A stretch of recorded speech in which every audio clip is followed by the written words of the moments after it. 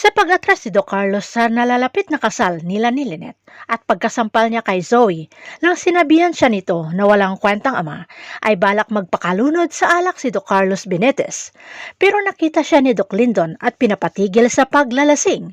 Pero ayon kay Doc Carlos ay kailangan niya magpakalasing at hindi na matutuloy ang kasal nila ni Lynette. At pinapasabi ni Doc Carlos na magpakasaya na umano si Annalyn at matupad na ang gusto na hindi na magpapakasal si nanay niya Lynette sa kanya.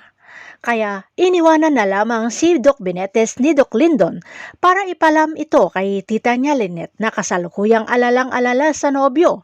Agad tinawagan nila Harry si daddy niya at sinabihang wag aalis at paparating na sila kasama si tita niya Lynette, Annalyn at Doc Lyndon. Samantala may dumating na grupo sa inuman at napag-usapan nila ang kararating lamang na kasama na pinatawad na ito ng kanyang misis nang nalamang nabugbog ito. Kaya nabuo naman ang isang plano ni Doc Carlos para maawa sa kanya si Lynette at mawawala lahat ng pagdududa sa kanya. Na bago umalis ang tatlong kalalakihan ay kinausap sila ni Doc Benitez na bugbugin siya at babayaran niya pa sila. Nagawa naman ng maayos ang gusto ni Doc Carlos at nadatnan siya nila Lynette, Harry, Annalyn at Doc Lyndon na duguan. At to the max naman ang arte ni Doc Carlos na humagulhol ng iyak at humihingi ng tawad kay Lynette.